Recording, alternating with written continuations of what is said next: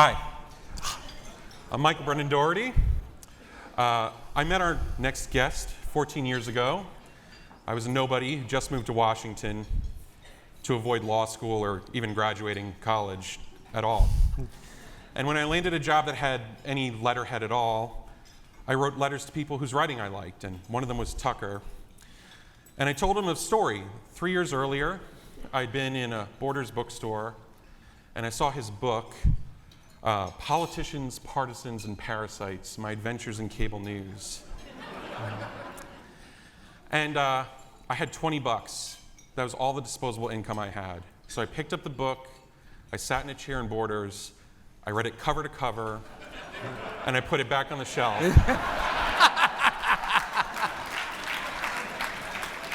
So I wrote him a letter and I told him this story. I put it back on the shelf because my friend had called me earlier and he said, "You gotta see Lost in Translation.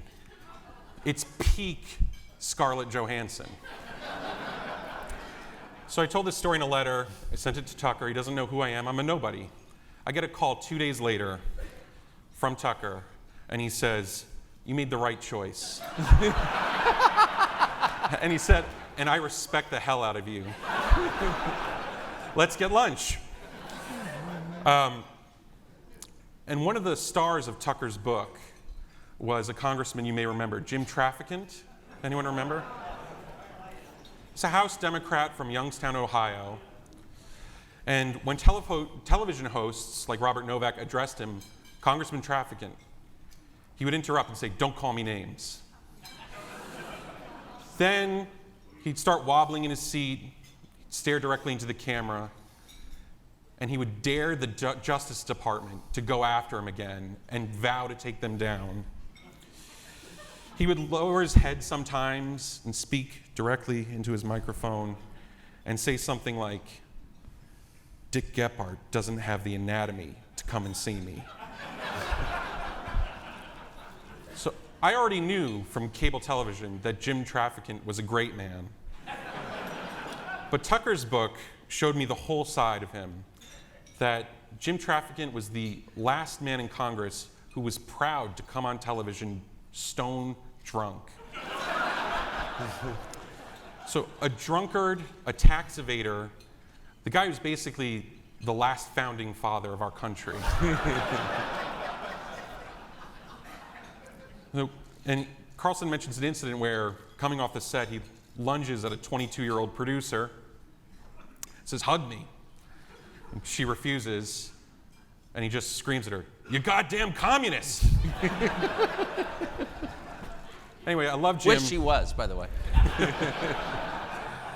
So, my first question for Tucker is, when did you first start to think that crazy drunken lech was onto something about trade with China? It took many years. I like Traficant because he was interesting, he thought for himself, and he really had the quality that, as a talk show host, I value most, which is availability. He didn't have a lot going on, so he was willing to come on at a moment's notice, and we're grateful for that.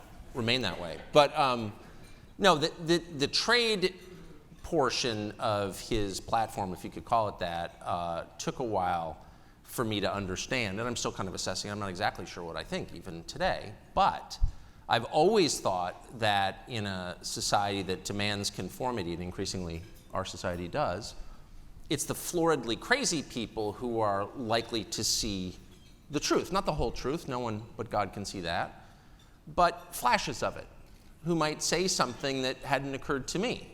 And from a young age, I would say my one advantage is I was really aware of the sameness of the world that I grew up in. I mean, I grew up in La Jolla and then Georgetown and kind of stayed here. So it's not like, I had a variety of life experiences to draw on. So I've always been interested in listening to people with other experiences.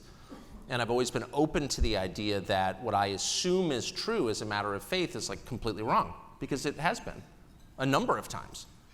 And so I always listen to Traficant. I listen to the schizophrenics on the bus. Not that I ride the bus, but you know what I mean? Yeah.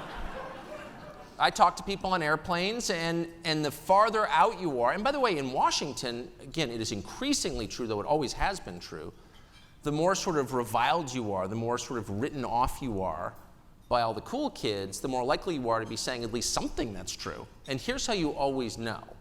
The people who are a threat to the way things are almost never engaged directly. You almost never hear the following, well, he made a point, and that's wrong for these 6 reasons.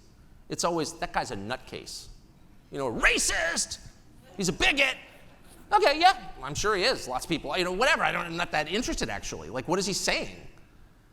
Can you rebut the case that he is making to the extent he's making one? Like, what's wrong with the idea he just threw up in the air? And people don't want to engage at all. And Traficant made it very easy for them not to want. He was basically like a mafia member, actually. Last thing I'll say about Traficant, because I can't resist, he was sheriff of Mahoning County, I think, in Mahoning Valley there. And he was indicted, federal indictment for corruption, and he chose to defend himself. And at trial, before he made it to Congress, and at trial, he was presented with all these wiretaps and basically irrefutable evidence he'd been taking payoffs and buying things, big things like Cadillacs and a farm with these payoffs. And so they asked him, what was this? And he said, it was a sting operation. I was running a sting operation. And they said, well, did you tell your wife? Like where the money came from, the new car and the farm. And he goes, you can't trust anyone in Youngstown. That's actually, check the transcript, he really said that, and he was acquitted and elected to Congress. And he died in the most manly way possible, which was his ride-on mower flipped over backwards and crushed him. Think of the alternatives. It's actually not such a bad way to go. You got your shoes on. So I always like to. So, there's no good transition from that to this. Okay. The headline out of Youngstown yesterday is actually quite sad, which is that Youngstown, Ohio is going through a problem where cocaine is flowing through the town and it's cut with fentanyl. And that was a problem that snuck up, I think, on people. It was just in the New York Times one day, a study had been done, and white men, particularly white working class men, are dying at a much faster rate. In fact, their mortality is declining at a rate unseen since World War I. You've talked about... That's infuriating. You've talked a little bit about how you are in Washington much of the time, which is glittering, it's getting richer all the time. The home values are going up all the time in every county around it. But you also go to Western Maine. Was that something that clued you in that maybe... Yeah, it had a huge effect on my life, on my politics, on the way I see the country. Yeah, I've gone to the same little town my whole life. One of the poorer counties, one of the poorest counties on the East Coast, beautiful place. And I've watched it dissolve. I mean, the culture there, wonderful people. I spend 3 months a year there every year. And, you watch the same very familiar pathologies that we wrote a lot about in the 80s and 90s in the inner city, right in the middle of this overwhelmingly conservative, 100% white, rural community. And you start to ask yourself, well, why is this happening? Is it because they just, is welfare doing this? Well, I'm not sure that our assistance programs make it better. I think they undermine the family in a lot of ways. But they're not the problem. I mean, they didn't cause this. Actually, they're exacerbating it. They didn't cause it. And what caused it was the collapse of male jobs. And we should have learned this. And it actually has made me reassess a little bit, not my feelings about watching the family collapse in inner city America. I still feel that's a disaster. It demonstrably has been a disaster. There's really sort of no other way to look at it. But the causes are a little different from what I thought. Like if men don't have full-time work, families fall apart. If men make less than women, women don't want to marry them. This is not some Handmaid's Tale like talking point that we in the alt-right believe. This is the product of like a century of consistent social science. And by the way, I wish it weren't true. I wish women were very excited to marry overweight, indolent men who played video. I'm serious. Tucker, what are you... No, I'm serious. I wish it were enough to sort of be charming at dinner. But it's not, actually. And that's not a choice that men make. It's an instinct that women have. And it's true over time across population, race, income. So like clearly this is a feature of human nature. So if you're mad about it, kind of not my problem. At some point you have to address people as they are, which is my basic problem with a lot of what happens in Washington, is not address human nature, which is immutable. It's the one thing that doesn't change. And so if you have a society where, on average, women make more than men, you will see a very predictable series of events. Women will stop getting married. They will not stop having children, by the way. That's a biological imperative. They will continue to do that, but those children will not have a father in the home over large populations. And that's exactly, and then everything else that happens, which as conservatives we're very familiar with, because we spend a lot of time moralizing about it. I certainly have, a lot of time. And we spend almost no time asking, like, how can we make this better? So if you have a society where the only full-time employers, and this is true in Western Maine and it's true in much of rural America, are the hospitals and the schools, you have to ask yourself, like, you know, can you have a functioning society, the basis of which is always the nuclear family, always, in such a place? And the answer is no, you can't. So I don't know why we're not spending more time on this. I also don't know why, you know, these stats come in every day, and we have a couple people on our show who are really interested in this stuff, share my interest in it, and so they're constantly sending me this stuff. I just got one today. So there's, of course, the life expectancy numbers, 3 years in a row down. I mean, if that's not a red alert, I'm not sure what is. The suicide numbers are my fixation. I know 4 different people have killed themselves in the last year and a half, all middle-aged men. And if you're, I'm going to be 50 in May, if you're roughly my age, ask yourself if you don't know people who've killed themselves recently. You probably do, because the epidemic is that widespread. And by the way, these are affluent people too. Something's going on. There's no interest in what that might be. But the statistic that I got today, which I think is, and I don't care how it sounds because I think it's real. Out today, 2 hours ago, new study shows that the number of men under 30 who report having no sex at all ever has risen by 3-fold in 10 years. So I'm reading this and I'm thinking, I'm a social conservative, just for the record, a pretty strident one actually. My first thought was, well, porn. That was my first thought, which I think is bad. I do. But that's not it. I thought, what society does that remind me of? It reminds me of the Middle East, actually. One of the core problems in the Middle East, and we lay this at the feet of polygamy, but it's deeper than that, is that the economic stratification is so profound that only the rich people get to mate. And you have a huge population of young men who don't have mates. Now, I'm sorry if it makes you uncomfortable, but it's just true because, again, it's nature, and the farther away you get from nature, the farther off course you are. Nature tells you, and your life experience tells you, you don't want a large population of celibate men. That is a recipe for instability. For chaos, actually. It's a dangerous group to have. You're lucky. No wonder everyone's pushing weed on the population. I'm not joking, because they're afraid. And so what that is a picture of, it's a picture of a society in which the spoils increasingly go to a smaller or shrinking really number of people, and your average young person, that's the poorest segment of our society, is young people, don't have enough to buy a car or a house. They're shackled to student loans from which they cannot escape. And they don't have enough to mate. And one of the reasons is because they're living with their parents. We have a higher percentage of young men living with their parents than in my lifetime by far. That's an economic question. Now, I'm not espousing socialism, obviously, which I abhor and which does not work, at least in the way that it's been administered in every country that I'm aware of. What I'm saying is we're going to get something really radical and destructive and dangerous unless we address these things. That's the only point I made. Now, you say you're not a populist. You grew up in a nice area. You grew up, you live among the elites. You like your home in Washington. Sort of, yeah. Yeah. And, but your book, your recent book, Ship of Fools, you kind of trace this to the idea that it was Democrats who gave up on Youngstown. That was, of course, Traficant's accusation, right? And right. He said, he warned Al Gore, don't even come near me or come near Youngstown. Right. And they made the transition very quickly, and now Democrats and liberals, they love the largest corporations in America, right? They love Facebook, they love Apple. They worship power. Well, it's as succinct as you can put it. What should be the conservative response when you see a supposedly liberal party or a progressive party that's dominated by elites at the top who love corporate power, who themselves are winning more and more votes from the upwardly mobile part of America.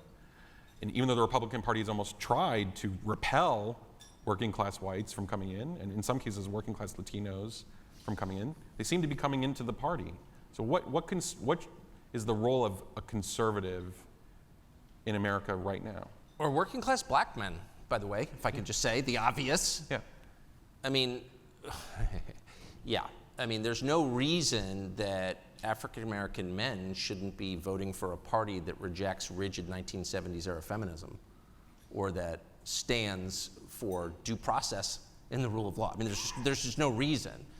And one of the reasons you see such chaos in our politics right now is because the terms haven't been defined. Sort of nobody sort of knows where we are. I mean, you had the party of the factory owners versus the party of the workers, and now they've inverted, but the leaderships don't really understand that this has happened, and they don't want it to happen, actually, certainly on the Republican side. I mean, they my whole lifetime, you would hear people say, oh, it's the party of the country club. And you'd be like, well, that's appalling, that's totally untrue. And you retreat to the bar at Round Hill and be like, I can't believe they're saying that. It was totally true. And by the way, and you're absolutely, I am not a populist. I think populism is not sustainable. Populism isn't a form of government. It's a warning sign that you've got bad elites. You will always have elites because people are hierarchical. It's in their nature. Dogs are hierarchical. Do you have any? You know that. There's a head dog. There has to be a head dog, period. It's just the way we're made, okay? So every society is hierarchical, including Venezuela and Sweden and the former Soviet Union. I mean, you're not getting around that. The only meaningful question is, how are your elites? Are they impressive? Are they wise? Are they making decisions that help people, or aren't they? And so my critique is really simple. We had a populist election last time, and that ought to be a terrifying wake-up call to anyone who's benefiting from our society right now. If you want to keep what you have, and I do, then you need to pay attention to the forces that gave rise to this thing. Don't ignore it, because it won't get better. It's like appendicitis. It's one of those rare things you can't ignore, I would say. So what would you say to people who, resist that argument? They say, okay. I have contempt for them. Well, we'll pretend that. Oh, sorry. We'll pretend we don't know what I'm quoting Sorry. from National Review on Tucker Carlson. They'll say, look at the unemployment rate. The basics of America, you can still get a job. In fact, more people are getting jobs now.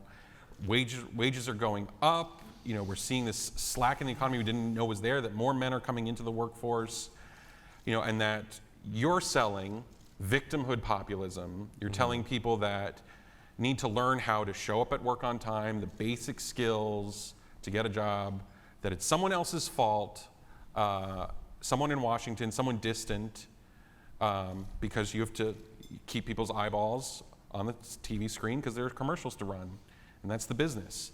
And that's a pretty low explanation for it. I mean, I would say this. One, I hope not ever to whine or encourage people to be victims. I hate that. I won't tolerate it in my house. I won't allow my children to ever blame anybody for anything that's even remotely their fault.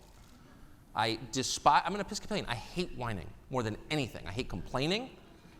My goal in life is to die with dignity without whining about it. So I hate whining more than anything. Well, you got to get a bigger mower. No, I'm not joking. So if I'm abetting whining or encouraging whining, my gosh, my apologies. I don't mean to. I will say it's amazing to me to be lectured about the market by people who work for nonprofits. I've worked for nonprofits. I've run a nonprofit, so I'm not against nonprofits, okay? But if you haven't been fired because your boss has decided that you're not making enough money for the company, get back to me after that's happened. It gives you a little. That's happened to me a couple of times. Hasn't made me a genius or anything, but it's given me a little perspective. So, I just noticed that the people who are more, who are the most sort of vocal in favor of the, untrammeled free markets, A, can't define what that is, and B, wouldn't know it if it got in the shower with them. They have no personal experience of it. So, I'm not arguing.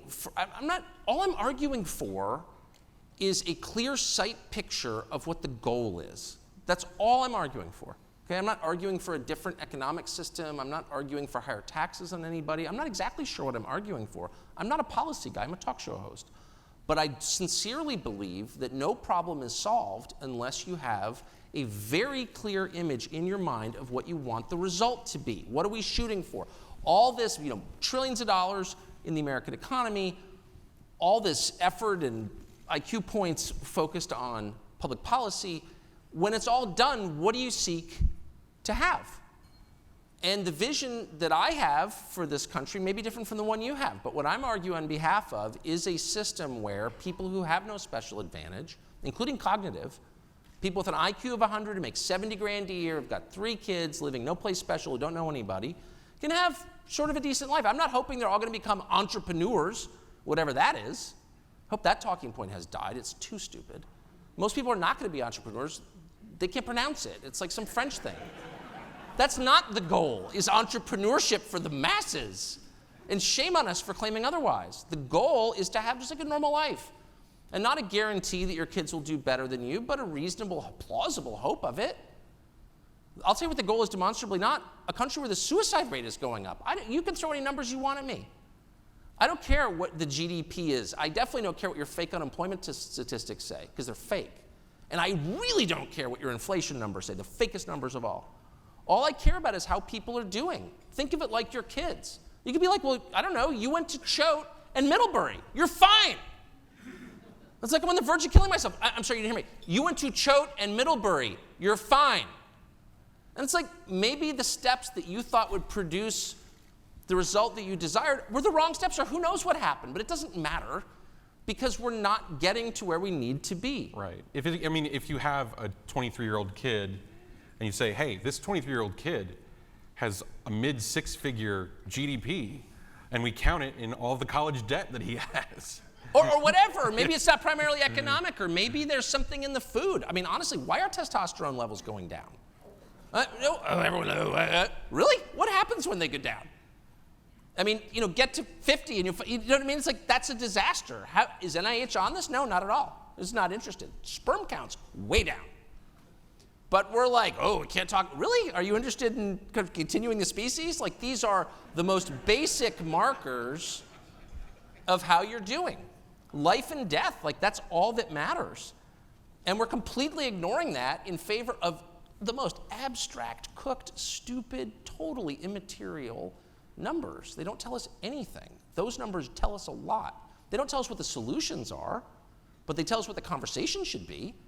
And so my only role as a non-public policy person, as a person with a completely unimpressive academic record, though now I feel like that maybe that's something I should be bragging about more, is to try and just start the conversation on those questions. And it's amazing to me how hostile the reception is when you bring that up. And that tells you everything right there. Oh, shut up. You're just doing it for ratings. Really?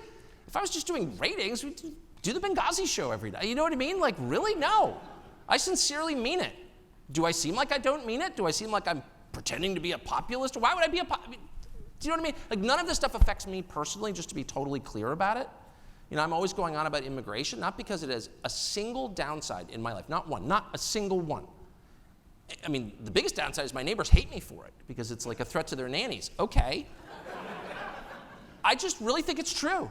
Like, why else would I say it? So so that's your role as a talk show host. As a citizen, as someone who's been identified as a conservative in the public, as someone who used to wear bow ties on television. Yeah, can you imagine? I mean, we used to, listen, I remember, I'm denying that, come on now. Come on. I remember my own mother watching you on Politically Incorrect, and she said, do you know what that bow tie looks like? A middle finger waved in my face. That is totally true. Your mother was a wise woman because I know. That was its effect, I can promise you. I've come to understand it. Yeah, try it. She wasn't happy when I wrote to you, by the way. But okay, so that's your role as a talk show host. But as a citizen, as someone who's a public conservative, as someone who has had God knows how many chicken dinners with other conservatives, nonprofit and otherwise, what do you want from the party, the Republican Party? Do you want them to take up some of the causes or rhetoric abandoned by the left, make the other wing of American politics work, and saying, hey, Uber uses a trick. Its employees are counted as contractors, and so it owes them nothing. And so the primary way they make money in life is a way in which there are no actual obligations from the other side. I want to celebrate that as entrepreneurship, so we can continue to be lectured by Travis and other teenage billionaires about our own moral failings. Yeah, no, those people are disgusting, and I think we should say so out loud. There's no reason that we should always take the side of the ugliest kinds of capitalism. That doesn't, in the end, amount to a defense of capitalism. It discredits it. And I think capitalism is worth defending. So why are we defending payday lenders? You know what I mean? But what I really want the party to do and our society to do is focus on making it possible for people to have kids. I'm serious. And you see this in the Republican Party, which I think is very close to the point of just being like so useless that it'll start over. You see it on that. So the Republicans look at the numbers, and they're fine at numbers, usually the wrong numbers, but whatever. And they look at the numbers and they're like, okay, our basic demographic, as we say in television, is aging, shrinking. We need to bring some new people into this coalition, or else we're never going to win anything. So we need to bring African Americans, Latinos, Asians, immigrants into this thing.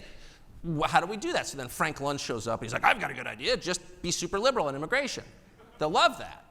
And all the dumb people in the Congress are like, yeah, that's a good idea. Because they don't believe anything they say anyway, and they hate themselves. So it's like that kind of comports with, in their hearts they know they're wrong, Richard Brookhiser once said. Totally true. So look at the numbers. They never look at the next set of numbers, which is, okay, just take out white voters and just ask Latino voters or African American voters. Do you think we need a ton more immigration? And we need maybe we have about 1.1 million a year people coming in legally now.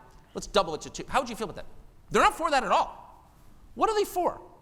They're for what everybody is for, which is the ability to raise your own kids. If you want to win new voters to your party, stop with the identity politics crap and go with the universal appeals that, again, by their nature, appeal to everyone. And chief among them is the freedom to raise your own kids. Now, why don't people, the only people who get to raise their own kids are rich people. Like everyone in my neighborhood has a parent stay home for that, not forever, but for that period when your kids are little and, birth to school or whatever. There's a several-year period where most parents, if given the choice, not all, nothing compulsory here, but if given the choice, most will stay home to raise their own children. But most people can't do that because they can't afford it. The one person, I hate to say this out loud, but it's true, before she went completely nuts, who wrote a book on this, and it's a great book, was Elizabeth Warren. And she did an academic study. It's called The Two-Income Trap. She wrote it about 10 years ago, again, before she went crazy, or she was sort of crazy, but she makes a good point, which is that actually we have told young women that they have this moral obligation to work for some creepy big company, give their lives over to some business for the benefit of shareholders above their duty to their own family. And that's really the message of modern feminism. You have a moral obligation to serve the market before you serve your family. And conservatives, for reasons that I honestly don't understand, have been like, yeah, that sounds right. That's totally right. That sounds like liberation. It's not bondage or anything. Well, it is bondage, actually. It's a lie, and it destroys people. Why would you tell your own daughters that? Like, I think, your daughter comes to you, my husband and I would love to have children. No, I really think you have an obligation. There's a quarterly earnings report out, and you got to work for that. You're not a shareholder, but you got to work for that. And that's what we're telling everybody, and both sides are complicit in it. How about the Republican Party pivots just a little bit and says, no, we want a society where if you want to, you can afford to have a family on one income. Because, by the way, we had that only for 100 years, and it worked pretty great. We don't have it anymore, and maybe you'd like that. Would you like that? That's not an abstract promise. That's a concrete promise. And who knows how you get there, but why not start with what you want? And that's what I want. So at the end of your go ahead.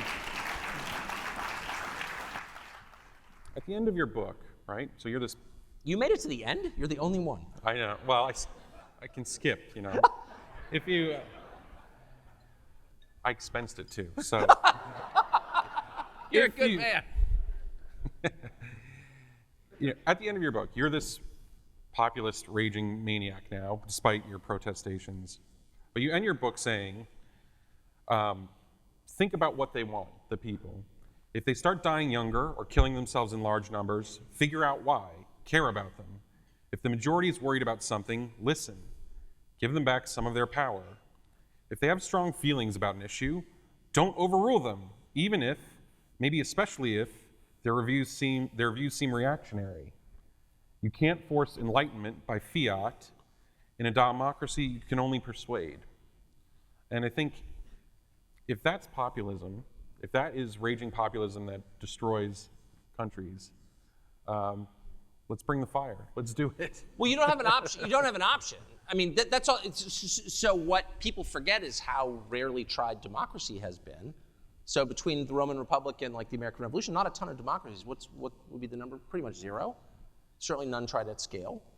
And so it's a new thing, and we're not exactly sure how it works. And there are a lot of very decent, Enlightenment thinkers, in fact, in Europe in the 18th century who looked over at America and were like, that will devolve into dictatorship because that form of government just does, always. And these were not monarchists saying this. These were like, people who wanted it to work but feared it wouldn't. So it's a very volatile form of government. We've had it for long enough that we never think that, but it's true. And the basic requirement of it is that you keep the broad middle fairly satisfied and also vested in the system. And when that stops happening, I'm not making a moral, I tend to be a bit of a moralizer and I'm embarrassed by it and I'm sorry. But I'm not actually making a moral case, I'm making a practical case. It's not sustainable. Venezuela will happen. Venezuela had, it's one of those things that happened like not very far away. It's only one time zone away. And it's a big country, and it was destroyed. And no one has thought through for 5 minutes why that happened. Probably a lot of reasons it happened, but a main reason was, and it didn't have to happen. I mean, I went to Venezuela as a kid. It was a totally nice country. Caracas looked like San Diego, kind of, where I grew up. And they had a big middle class, and it had obviously the world's largest known oil reserves, and it had an educated population, a lot of really smart people in Venezuela. They're all in Miami now, adding to the economy there. And it was really simple. The broad middle of the country, including a lot of members of the middle class, decided that, this wasn't working for them. A small group of people were running everything. I'm trying not to use the phrase income inequality, but that's what they were mad about. People are mad about that. Envy is a real thing. And they hired a guy who destroyed their ruling class and then destroyed the country. Now they don't have toilet paper and they're eating zoo animals. So that's not something that we should pay attention to? I think it is. I think a ton is at stake. I know everyone in Washington thinks Trump is just this weird orange anomaly who came out of nowhere and will, exit to somewhere and then we'll get back to Bob Dole, and that's not going to happen at all. And so we should, I think, as conservatives and politically minded public policy people, should be thinking about how to keep this from going really wrong. Well, on that note, we have to wrap up. Just want to thank you. Thank you. We also have coming up Jonah Goldberg and Rich Lowry debating nationalism, and Jim Buckley will be out after that. Thank you all so much, and we're going to duck out before you throw things at us. Thank you. Thanks.